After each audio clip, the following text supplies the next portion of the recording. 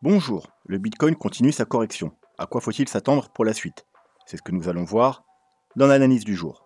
Mais avant de commencer, n'oubliez pas de vous abonner, de mettre un petit pouce bleu et de laisser un commentaire.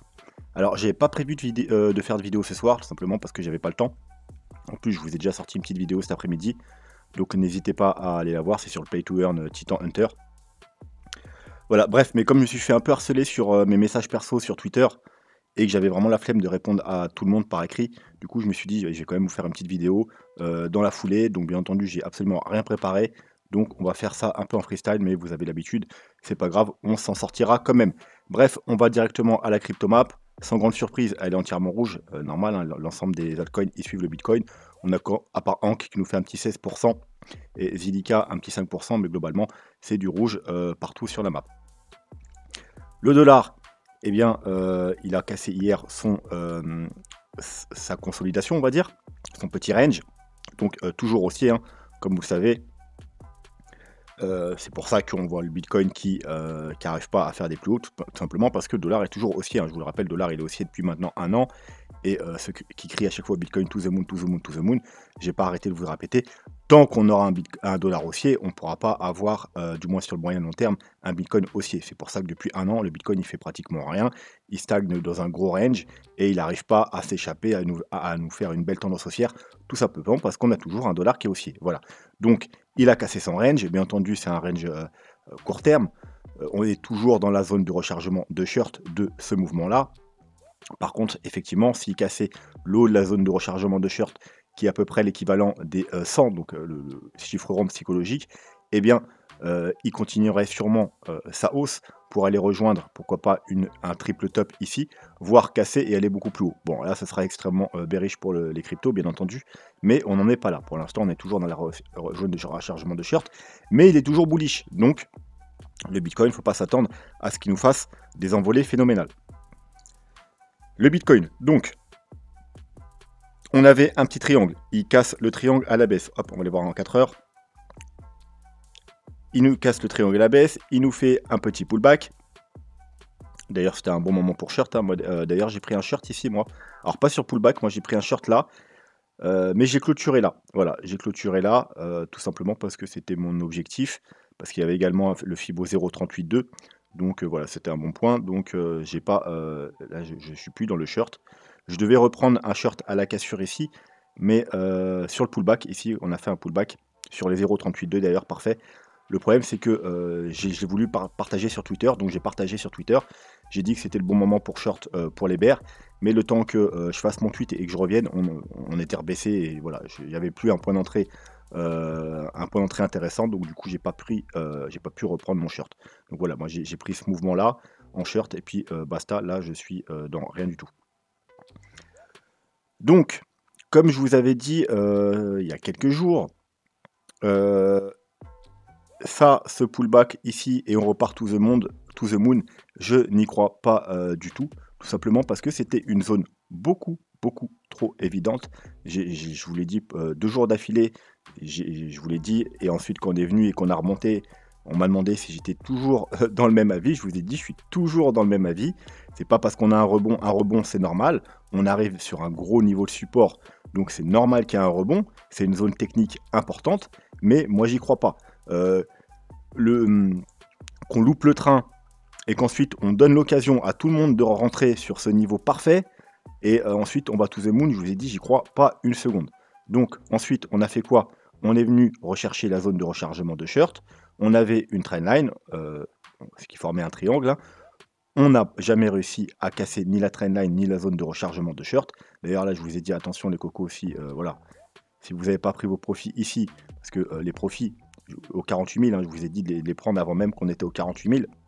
Je vous ai dit que moi, c'est là où je prendrais mes premiers profits sur les trades. Alors, je parle pour les traders, hein, bien entendu. Les investisseurs long terme qui ont fait un DCA ici, comme je vous l'ai conseillé, de commencer un DCA ici, vous n'avez rien à faire, hein. Peu importe que demain on soit à 35 000 $, à 30 000, à 28 000, vous avez juste à continuer vos DCA ici. Quoi qu'il en soit, peu importe si on va to the moon ou qu'on va à 20 000 $, c'est un excellent moment pour commencer un DCA ici parce que c'est quand même une zone intéressante. Donc pour ceux qui sont du long terme, vous Vous pouvez regarder les vidéos par curiosité, mais le court terme, vous en avez rien à faire, ça ne doit pas vous impacter. Voilà, vous avez fait votre DCA dans cette zone-là. Vous pouvez continuer à faire du DCA haussier si on casse des supports, des résistances majeures. Donc déjà, si on casse les 48 000, les 51 000, etc., les 55 000. Bon, après, normalement, vous êtes censé avoir fini votre DCA si on arrive là. Et voilà, si on redescend, là, vous n'avez rien à faire parce que techniquement, vous avez déjà acheté ici. Et ensuite, il faudra continuer votre DCA tout simplement si on va plus bas sur chaque niveau intéressant. Voilà. Et puis ceux qui font leur DCA sans se prendre la tête, genre vous achetez chaque semaine, bah, vous continuez tout simplement à acheter chaque semaine, hein. Donc, mais là, je parle surtout pour les traders qui ont pris des trades ici. Eh bien, je vous avais conseillé de prendre vos premiers profits aux 48 000. Ma target principale, c'était bien évidemment les 51 000, mais fallait prendre des profits ici parce que, comme on l'a vu, il y avait des grosses résistances ici, hein. On a notamment, je vais quand même le rappeler, hop, la moyenne mobile 200 daily, hein, donc c'est une moyenne extrêmement importante, hein, c'est la garante d'une tendance haussière ou une tendance baissière. Vous savez que par rapport aux moyennes mobiles, il y a deux conditions pour être haussier ou baissier. Il faut être sous une golden cross et être... Enfin, faut qu'on soit sous golden cross et au-dessus de la moyenne mobile 200. Donc là, on n'avait ni l'un ni l'autre. Et pour être baissier, il faut être sous la moyenne mobile 200. Donc pour l'instant, on est bien sous la moyenne mobile 200 et sous une descross. Et on est bien sous une descross. La descross a eu lieu là. Alors attendez, je vais enlever les moyennes mobiles qui servent à rien. Voilà, une descross, je vous rappelle, c'est la moyenne mobile 50 qui croise à la baisse la moyenne mobile 200. Donc vous voyez là, on est encore loin d'avoir eu la golden cross et on n'est pas au-dessus de la moyenne mobile 200. Pour repasser haussier, il faut être au-dessus de la moyenne mobile 200 et avoir la descross. Quand on a un des deux, on est plutôt neutre, on est dans l'incertitude. Comme ici, vous voyez là, on est passé sous la moyenne mobile 200, donc déjà c'est mauvais signe en général quand on passe sous la moyenne mobile 200, mais on n'est pas encore vraiment bearish. La confirmation se fait bien évidemment qu'on a la descross. Vous voyez, donc là, il y a eu la confirmation qu'on était bien en tendance baissière et on a eu ensuite ce mouvement de chute. Donc c'est pareil, si on repasse au-dessus de la moyenne mobile 200, c'est très bon signe. La confirmation se fera uniquement quand on aura la golden cross. Vous voyez, en gros, voilà, exemple. Ici, on repasse au-dessus de la moyenne mobile 200, c'est bullish. Ici, on a la confirmation. Et vous voyez, ensuite, on tient plutôt bien. D'ailleurs, après, on tient même quasiment la moyenne mobile 50, mais surtout la moyenne mobile 200. On est très loin de la moyenne mobile 200. On n'est pas censé repasser en dessous en période haussière. Donc, on avait, bref, au 48 000, la moyenne mobile 200. On avait également... comme vous le savez, le super train en 3 jours, hein, donc extrêmement important. Je vais enlever le graphique pour que vous voyez plus clair. Le super train en 3 jours, donc gros niveau de résistance. Donc bien évidemment, c'est pour ça que j'avais insisté pour que vous soyez très prudent et que les traders prennent vos profits. Ouais, et surtout pas faire des achats sous prétexte que tout le monde commençait à être super bull parce qu'on avait cassé le W. Bien évidemment, on a cassé le W, donc c'est un signal bullish. Mais voilà, si vous n'avez pas pris vos achats plus bas, c'était surtout pas le moment de faire des achats, même si tout le monde était, ou pratiquement, était ultra bull. Au contraire, c'était le moment d'être extrêmement prudent. Si par contre on cassait cette zone, oui, là on pouvait reprendre, bien entendu, des achats. Donc, pour l'instant, il n'y a encore rien de très grave, hein. On est toujours sur un pullback de ce gros niveau de support. D'ailleurs, en weekly, le gros niveau de support, je vous le rappelle, c'est du coup les clôtures de bougies, donc c'est plutôt les 42 800. Vous verrez qu'il y a énormément de choses aux 48 800. On verra, c'est le support à tenir. Donc pour l'instant, encore rien de catastrophique. On va revenir sur le daily, on va s'enlever le... bon, voyez, hop là. Vous voyez, 42 642. Donc à peu près, vous voyez, entre les 42 600 et les 42 800, vous allez voir qu'il y a un paquet de choses. Donc elle super traîne déjà. C'était pas prévu que je vous le montre, mais voilà, c'est en plus. On va se l'enlever, on va se remettre le graphique. Donc, comme je vous ai dit ici, j'y croyais pas du tout qu'on allait venir là et ensuite aller to the moon. Donc voilà, on a fait un rebond, on est venu chercher la zone de rechargement de shirt et on est reparti à la baisse, on casse le triangle et voilà. Donc là, c'est possible que ce soit un fake out, genre pour venir tout simplement prendre tous les stops de ceux qui ont acheté ici, qui ont mis un stop un peu en dessous, ou même ceux qui n'ont pas acheté ici, mais qui ont quand même un stop en dessous ce niveau, parce qu'ils savent que c'est un niveau très important, hein. Je vous dézoome, hein. Vous voyez, c'est un niveau extrêmement important, c'est tout simplement le niveau daily. Vous Voilà, c'est le niveau daily. Le niveau weekly, c'est plus autour des 42 000, mais le niveau daily, c'est à peu près là, autour des 44 500. Vous voyez, c'est toutes les clôtures de bougies qu'on a eues pendant 3 mois. Donc, c'est possible que ce soit un petit fake out. Là, c'est possible qu'on soit dans une petite correction en A, B, C. Vous voyez, hein, 1, 2, 3. On vient prendre toute la liquidité qui traîne ici. On vient faire peur aux gens. On vient sortir tous ceux qui sont rentrés ici. Et ensuite repartir à la hausse. C'est possible, bien entendu. Après, ici, je vais dire qu'on s'est quand même un peu arrêté au milieu de nulle part. Donc, c'est possible qu'on s'arrête au milieu de nulle part, surtout si on ne veut pas aller chercher le niveau évident. Et le niveau évident, comme je vous ai dit, c'est environ les 42 600, 42 800. Pourquoi? Bon, déjà, on a, comme je vous ai montré, le super train. On va se mettre des moyennes mobiles.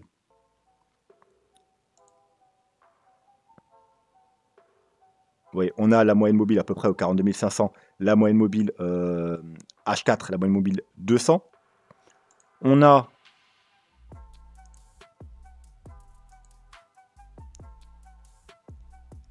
hop, vous voyez, 42 800.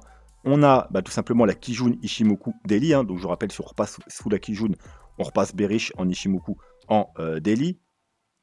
On a quoi d'autre? On a la Tenkan, vous voyez, 42 796 encore une fois. Ichimoku en 3 jours. On a, alors là c'est la EMA 21, 42 800 encore une fois. La EMA 21, je vais enlever les autres moyennes mobiles pour que vous voyez un peu. Je vais même enlever le graphique. Voilà, vous voyez, quand même assez importante cette moyenne mobile. Donc là, on l'a passé, c'était très bon signe. Là, on peut dire que c'est un pullback. Alors, on n'a pas tout à fait touché, hein, parce que je vous ai dit justement, elle est au niveau des 42 800. Mais si on repasse en dessous, vous voyez, ce sera plutôt quand même plutôt bearish. Voilà, alors on peut faire comme ici, hein, repasser légèrement en dessous et repasser. Mais globalement, il vaut mieux être au-dessus en général pour avoir des jolis mouvements haussiers.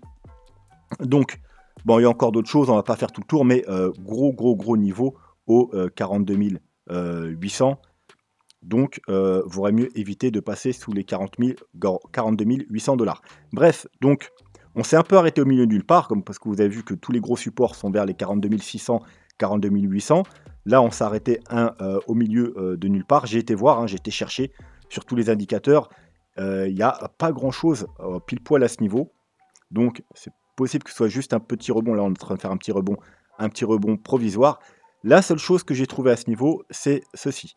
Voilà, si vous prenez le haut, hein, vous voyez, comme c'était tout simplement le haut du triangle. Hein. Hop, le haut de notre petit triangle, on va remettre en 4 heures. Voilà, le haut de notre petit triangle. Si vous vous dites, c'est pas peut-être pas un triangle, enfin, le triangle, allez, maintenant on l'a cassé, donc on s'en fout, on pourrait même l'enlever d'ailleurs.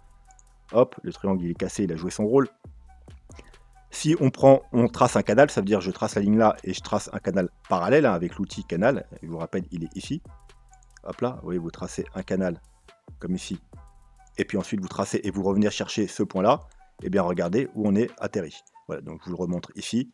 Voilà, donc c'est le seul, le seul niveau où ceux qui pouvaient tenter des achats ici, c'était grâce à ce petit canal parallèle, mais vous voyez, à part ça, on n'a pas grand chose d'autre à se mettre sous la dent. Donc effectivement, on pourrait être dans ce canal baissier. Donc ça pourrait être même un bull flag, hein, vous voyez, une tendance haussière, une sorte de bull flag et recassé à la hausse. Vous voyez qu'on a la médiane du canal qui a joué également son rôle, vous voyez, ici, ici, ici. Là, on l'a travaillé, ensuite on l'a cassé. Donc, si jamais on devait continuer la hausse, eh bien tout simplement, il faudra être extrêmement prudent sur la médiane du canal. Pourquoi? Parce qu'on pourrait revenir faire un pullback ici, sur la médiane, vous voyez, et ensuite repartir à la baisse. Quoi qu'il en soit, si on casse le canal à la baisse, c'est extrêmement bearish. Pourquoi? Parce que c'est censé être un bull flag. Théoriquement, on est censé casser à la hausse. Donc si on casse un bull flag à la baisse, c'est extrêmement bearish. Si par contre on recasse la médiane du canal, eh bien il faudra s'attendre pourquoi pas à aller rejoindre le haut du canal vers les 46 000 $. Et si on casse le haut du canal, eh bien le bull flag sera validé. Et on peut même se mettre une target si ça peut vous faire plaisir. Hop, rapidement, à main levée, hein, c'est juste pour avoir un ordre d'idée. Voilà, et ça nous mettrait grosso modo aux 50 000 $. Voilà, donc pas trop loin des 51 000 $. Donc l'objectif, ce serait même plutôt 51 000 $. Voilà, donc c'est tout ce que je vois par rapport au niveau support actuel. Hein. On a vraiment rien d'autre, hein, donc c'est un peu le support de la dernière chance. Et ensuite, comme je vous ai dit, c'est direction 42 800 $. Et si jamais on devait casser, avoir des clôtures daily en dessous les 42 800 $, ce serait plutôt assez bearish. Les alts, ils prennent cher également, hein. Regardez ce qu'on a là. D'ailleurs, regardez le niveau que je vous avais mis là. Eh bien, voilà, il a bien joué son rôle, hein. D'ailleurs, je crois que c'était, ouais, vous voyez, c'était un double niveau, hein. C'était le haut de ma grosse zone de résistance. Il y a une ligne orange. C'est quoi la ligne orange? C'est tout simplement parce que c'est aussi le Fibo 0,5. Alors, le Bitcoin, vous savez qu'on a été rechercher seulement les 0,32. D'ailleurs, j'ai oublié de vous le montrer. Hop, voilà. Alors, je vais enlever la ligne. Voilà, vous voyez, c'est le Fibo 0,5 en orange. Le Bitcoin, lui, on s'est arrêté au 0,382. Mon objectif principal sur le Bitcoin, c'était les 0,5. Si on cassait les 0,382, bien entendu, aux 51 000 $. Il ne l'a pas fait pour l'instant. Les altcoins, eux, ils l'ont fait. Ils sont partis chercher les 0,5. D'ailleurs, voilà, sur le Bitcoin, au début, je vous disais, hop,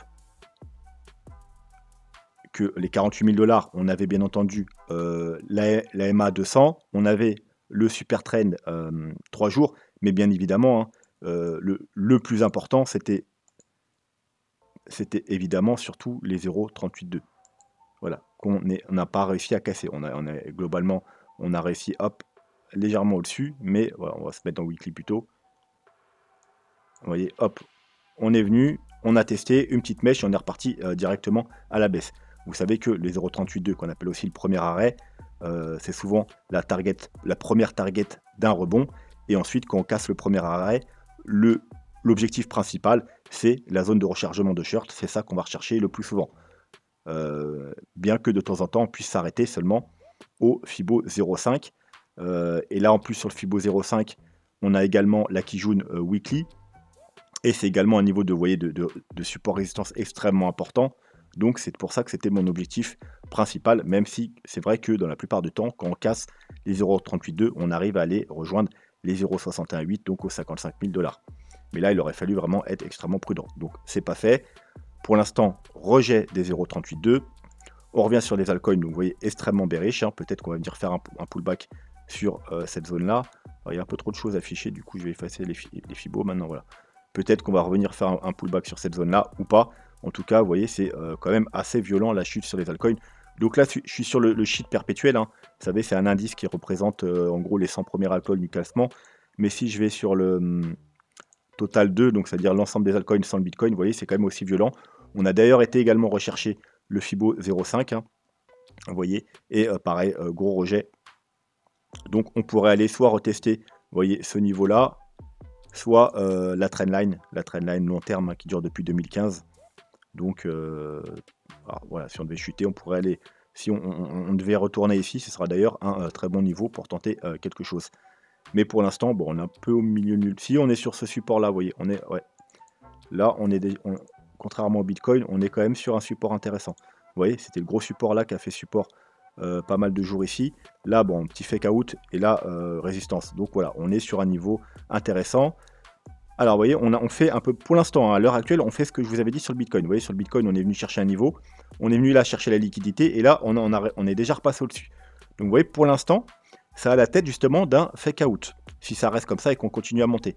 C'est un peu ce que j'attendais sur le Bitcoin si vraiment on devait être haussier. Donc, je vais vous remontrer le Bitcoin. Je vais enlever ça, hop là, et on va remettre en daily. Vous voyez, pour l'instant, on n'a pas réussi à faire ça sur le Bitcoin. Si on clôture la journée au-dessus de ce niveau-là, eh bien, c'est peut-être justement ce que je vous ai... J'ai enlevé le canal aussi. Hop,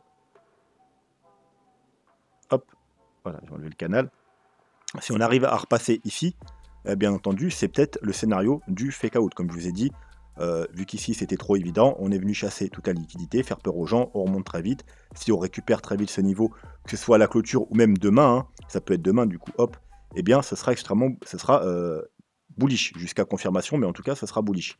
Voilà, et pour l'instant sur les altcoins, c'est ce qu'on est en train de faire. Vous voyez, cette chute, hop, on est venu chercher la liquidité, on remonte. Donc si on clôture comme ça et demain on confirme, voilà, ce sera quand même bullish. Mais pour l'instant, vous voyez quand même qu'ils ont pris assez cher. Ensuite, ce graphique-là, le graphique simple avec le weekly, eh bien voilà, hein, pour l'instant, encore rien de grave. On a cassé ici. L'objectif, encore une fois, c'est la médiane, donc aux alentours des 51 000 $. Mais pourquoi pas faire un pullback avant? Là, on est grosso modo en train de faire un pullback sur le bas du canal. Tant qu'on est au-dessus, ça va. Si on vient faire un pullback et court. D'ailleurs, à combien, à quel niveau il est? 42 600 et quelques. Voilà. Ou encore, je vous ai dit, hein, 42 800, 42 600, 42 800, c'est vraiment la zone à pas casser. Si on repasse en dessous, bien évidemment, c'est bearish, hein. Mais tant qu'on tient, ça peut être considéré comme un pullback. On peut très bien, voilà, on l'a cassé, on vient faire un pullback et on repart à la hausse. Il n'y a rien d'extraordinaire là-dedans. Ensuite, graphique plus long terme. Voilà, donc j'ai mis à jour le graphique plus long terme, tout simplement parce que vous savez, on avait déjà le canal. J'ai simplement rajouté la médiane. La médiane, parce qu'elle n'était pas affichée. Et vous voyez que la médiane, hop, elle joue son rôle. Et bah voilà, encore une fois, regardez, hop, pourquoi va aller très prudent? Parce que tout simplement, on est venu chercher la médiane et pour l'instant, rejet. Donc voilà, si ça continue, le premier objectif à la baisse sera le bas du canal. Si on casse le bas du canal, je vous ai mis des objectifs, hein, tout simplement à la hauteur du canal, j'ai reporté. Et c'est environ les 17 000 $. Alors c'est juste des objectifs théoriques.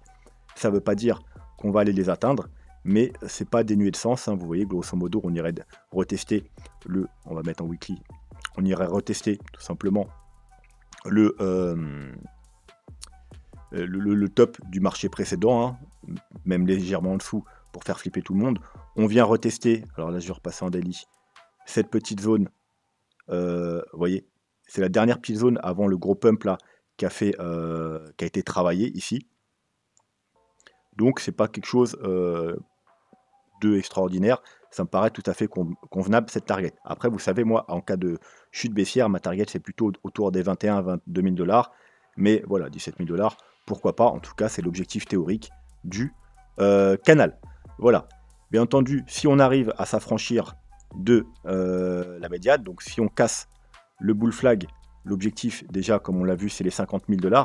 Donc ce sera justement parfaitement ce canal, voire même cette médiane, genre même un peu plus haut. Vous voyez, l'objectif du bull flag, hop, on va le prolonger un peu.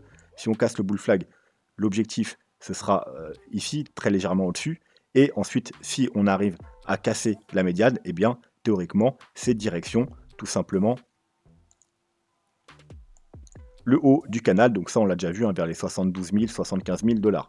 Et si on casse le canal à la hausse, eh bien, on a également un objectif haussier théorique qui sont aux alentours des 147 000 $.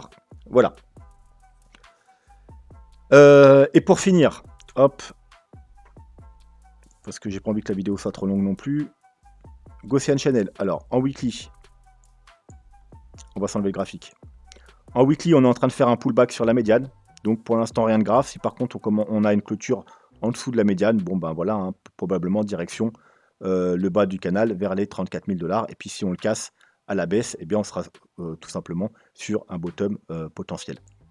Si par contre, on fait un rebond sur la médiane, si on tient la médiane, eh bien, direction le haut du canal vers les 54 000 $, grosso modo, au niveau de la zone de rechargement de short. En 5 jours, parce que vous savez aussi que je l'aime bien en 5 jours. En 5 jours, je vous avais dit également d'être prudent, parce que voilà, on avait également ça aussi, aux 48 000 $. On avait la médiane du Gaussian Channel en 5 jours. Donc vous voyez, extrêmement pertinent le Gaussian Channel. Donc, d'ailleurs, il est en train de passer dans le rouge, là. J'avais pas vu, donc je sais pas si c'est hier ou aujourd'hui, j'avais pas regardé depuis quelques jours. Il est en train de passer dans le rouge. Donc, qu'est-ce que ça veut dire? Alors, pour savoir qu'est-ce que ça veut dire, on va changer le graphique. On va aller voir un historique. Et on va aller voir tout ça. Donc, on a une tendance baissière. On a trouvé un bottom. Il passe dans le rouge. On est monté tester la médiane. Mais il est passé dans le rouge avant qu'on ait testé la médiane. Et ensuite, hop, on consolide, on casse le canal. Et hop, c'est parti. On part à la hausse. Donc, vous voyez que là, pour l'instant, sur ce cas de figure, c'est pas bearish. Voilà, c'est pas bearish. Il faut attendre les confirmations, par contre, qu'on casse la médiane et ensuite le haut du canal pour avoir des confirmations haussières. Ici, par contre, c'est une autre histoire. Il passe dans le rouge. Qu'est-ce qui se passe? On est eh bien, un peu avant qu'il passe dans le rouge. Hein. Donc, 1 ou 2 semaines avant qu'il passe dans le rouge, on avait trouvé un bottom. On fait un rebond. On vient tester pratiquement le haut du canal et on repart à la baisse. Donc là, c'est plutôt bearish. Et bien entendu, toujours hein, pour avoir des confirmations haussières, c'est quand on recasse la médiane et ensuite le haut du canal. Et ensuite, là, c'est bon, ça peut partir à la hausse. Ici, en 2018, là, on était venu chercher le bas du canal. On est passé dans le rouge, on a eu un gros rebond juste avant.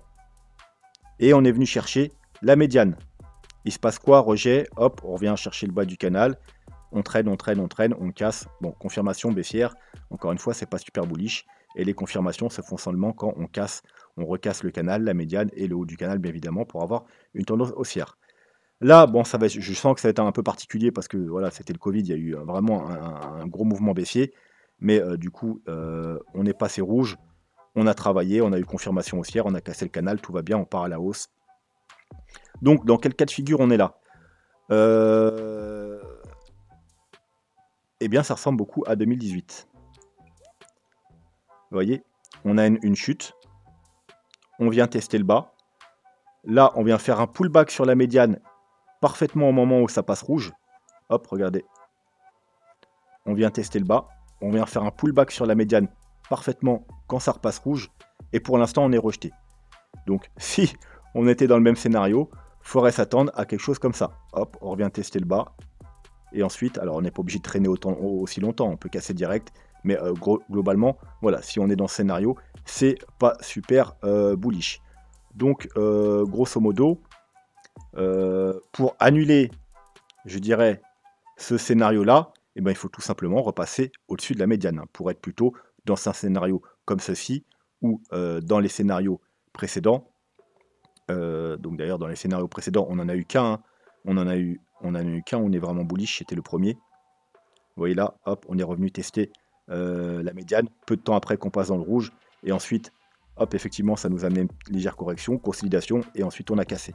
Donc maintenant, la seule chance pour passer bullish, c'est de casser assez rapidement cette médiane. Si on commence à revenir en bas, c'est plutôt mauvais signe, il y a plutôt des chances que, comme à chaque fois avant, eh bien, on casse et qu'on aille trouver du coup beaucoup plus bas. Parce qu'à chaque fois, vous voyez qu'on va quand même beaucoup plus bas. On peut se mettre un ordre d'idée, mais grosso modo, vous voyez là 60%, là 46%, là 40%. Vous voyez donc ça peut aller, en gros, on peut baisser d'une quarantaine de pourcentage, voire même un peu plus, mais en moyenne, on va dire 40%. Hop, donc ça nous emmène aux 22 000 $. Hein, vous voyez, en gros, proche de ma target des 21-22 000 $.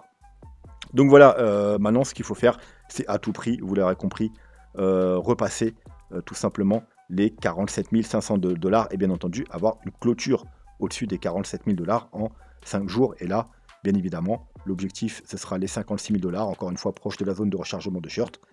Et si on casse, et bien entendu, et bien après, il faudra s'attendre à une belle tendance haussière, comme à chaque fois.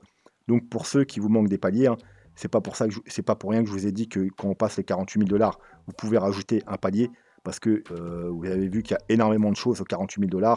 La moyenne mobile de 100, le super train en 3 jours, le Gaussian Channel, le 0,38,2. Donc vraiment, et l'objectif principal, c'est les 51 000 $, voire les 55 000 $, la zone de rechargement de short. Et ensuite, bien entendu, si on passe les 55 000 $, la zone de rechargement de short et notamment le haut du Gaussian Channel, faudra s'attendre à aller beaucoup plus haut, avoir une belle tendance haussière. Mais bien évidemment, il faudra quand même rester prudent.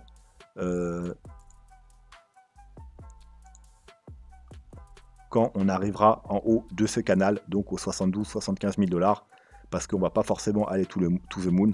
On pourrait s'arrêter en haut du canal, avoir soit un pullback ici avant de repartir à la hausse, ou soit même voilà, repartir carrément, chercher le bas du canal, voire plus bas. Bref, voilà. Donc j'espère que ça vous a mis un petit point de vue clair et net sur la situation. Donc je vous souhaite une bonne soirée et je vous dis à demain. Tchuss.